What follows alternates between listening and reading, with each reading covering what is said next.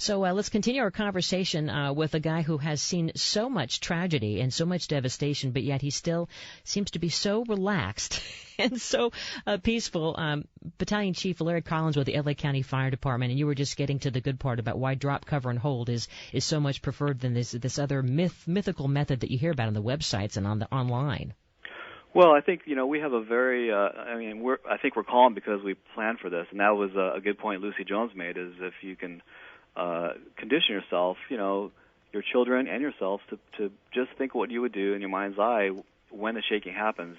It's really a way to relieve a lot of the stress that people feel about this, the anxiety, because as Lucy mentioned, most buildings won't collapse, and only a relatively small percentage of people will become injured or fatalities, but you want to be prepared as you can.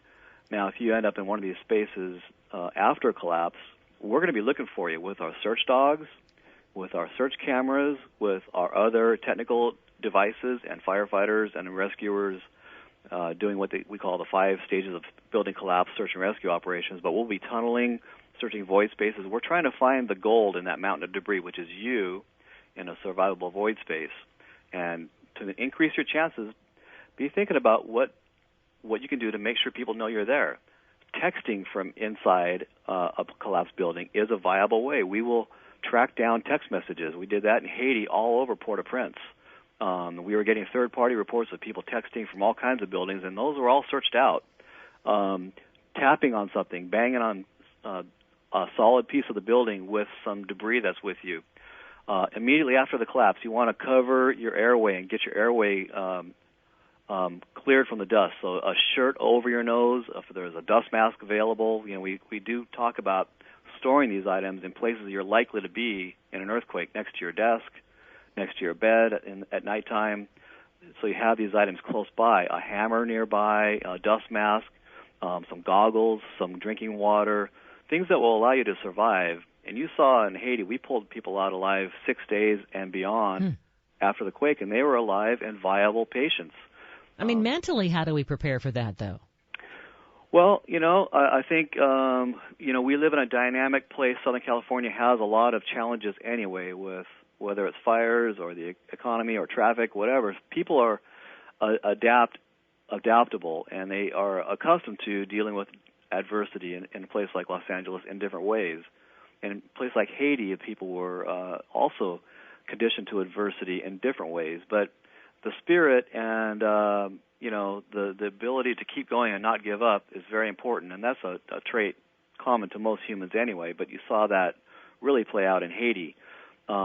Being prepared puts you in that place that allows you to survive something like that, and knowing that your family has been properly prepared and has the things to survive makes it that much easier, especially if you're at work and the kids are at school. This is why we really are pushing this, and that's why all the schools across Southern California and the state are really participating in this shakeout event on the 21st. All right, well, let's listen to what is online at shakeout.org as you practice this drill this Thursday. Seth, go ahead, play it. Take cover under something sturdy to protect yourself from objects being hurled across the room.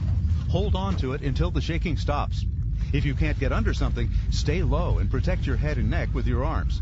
Now, look around. What objects might fall or be thrown at you in an earthquake that you should secure in place now?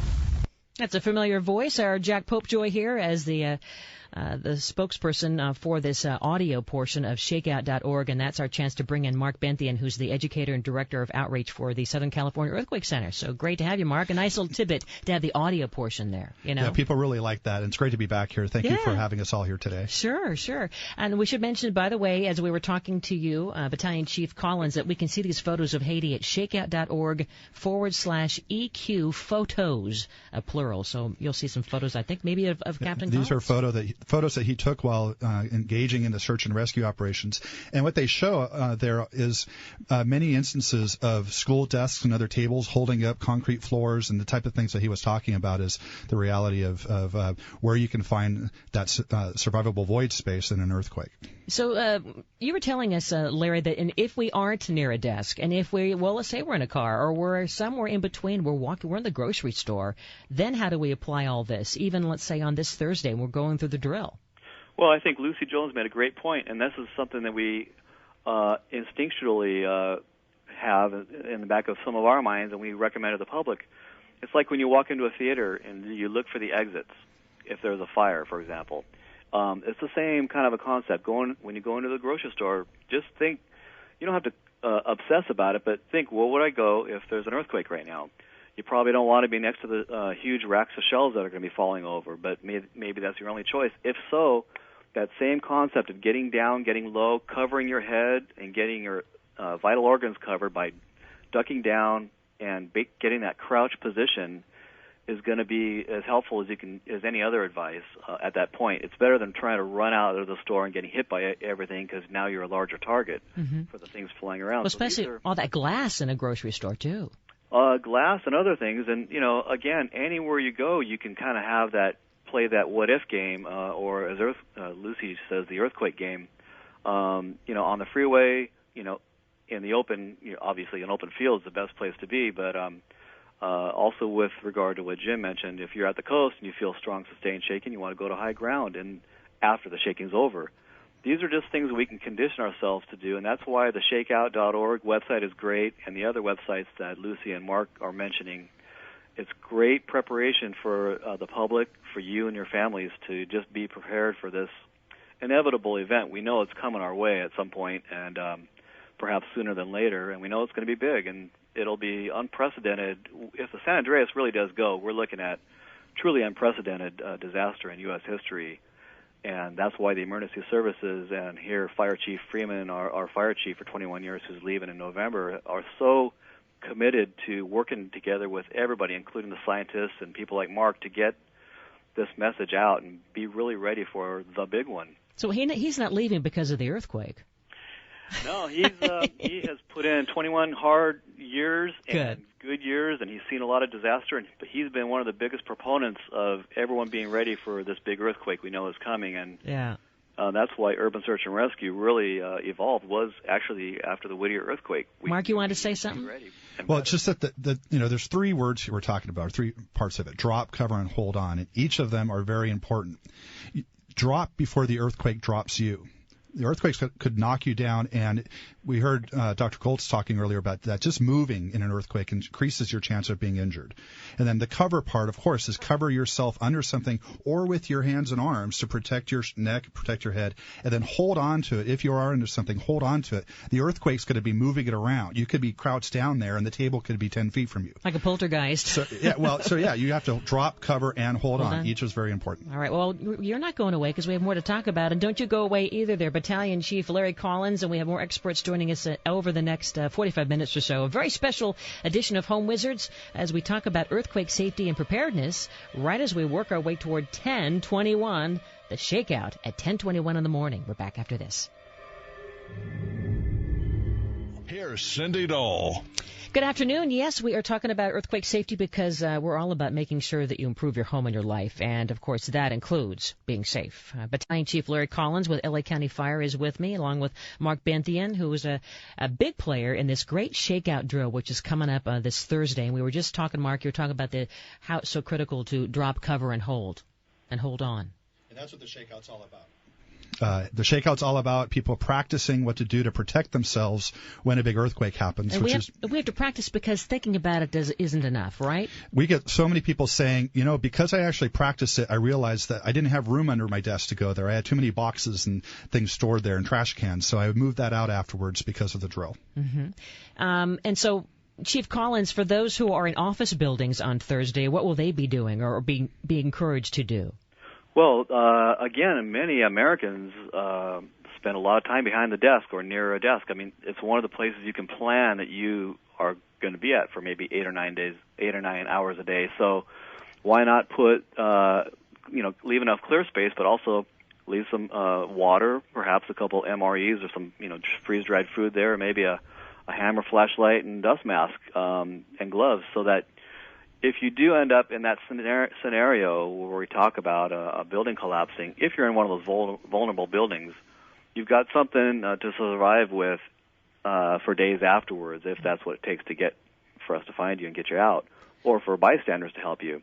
And these are not going to happen in every situation. We know most buildings are not going to collapse, but for those places where it's a big building, possibly vulnerable. You want to be thinking about that. And what would you do after the shaking's done, and take it to the next level. And this is a great opportunity to do that. It's part and parcel to what we're talking about. The same thing as having an emergency kit in your car, emergency kit at home. Plan where you spend a lot of time, and just look what you have there, and look what resources you would have if this happened while you were in that space. Do we have a scenario for this Thursday, or is it not tied to anything particular? Right, because it's statewide, there's not one earthquake that we would all prepare for, so it's really just people practicing what they would do for the earthquakes near them. You know, we have many faults that can have many different sizes and ranges of earthquakes here in Southern California as well as the rest of the state. So practice for an earthquake, that's what it's about. Mm-hmm. You know, whenever I'm on this portion of the 2 freeway that intersects with the 134, it's up really high. I'm always thinking to myself, Chief Collins, oh no, what would I do if the earthquake were to happen now? Now what the heck do I do? Well, that's a good point. If you're going beneath an underpass. Or over, you're way up there. Huh? If you're going over, you're going to, hopefully the overpass will stay up, and you'll be able to ride it out up there and then get down somehow. You saw in the Northridge quake, where the 514 interchange did have a partial collapse, some of those overpasses did collapse. We have people stranded up there, 80 or 90 feet up on those sections that were left that had to be rescued by helicopter later on. That happens. It's probably better to be on top than beneath in that situation. People do.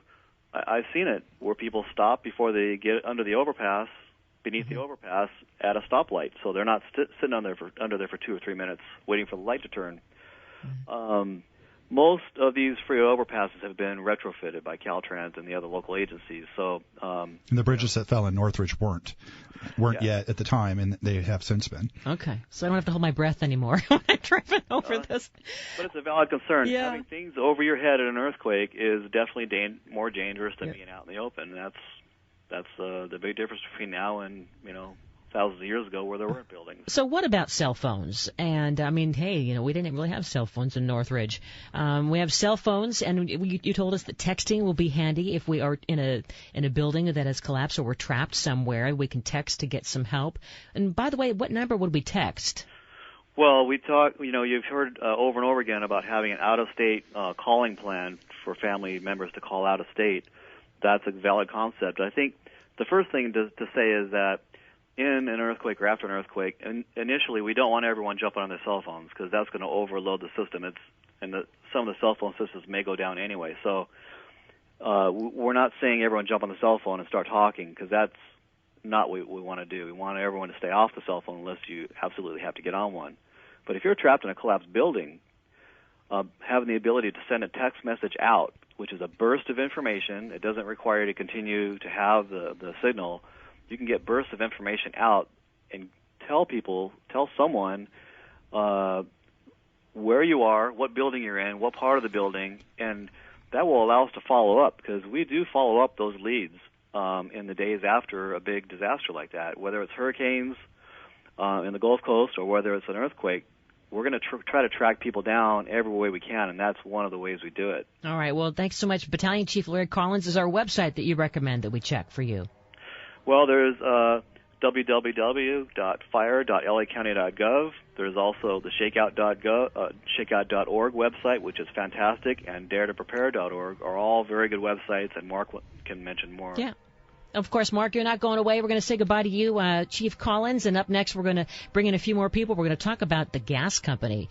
Should you be worried about the gas that's leading into your home when the earthquake happens? We'll learn about that, and then later we'll talk about child safety and home insurance for earthquakes. Do you have that, and why should you think about it? That's all next here. A special edition of Home Wizards, keeping you safe when the shaking really comes. Don't you go away.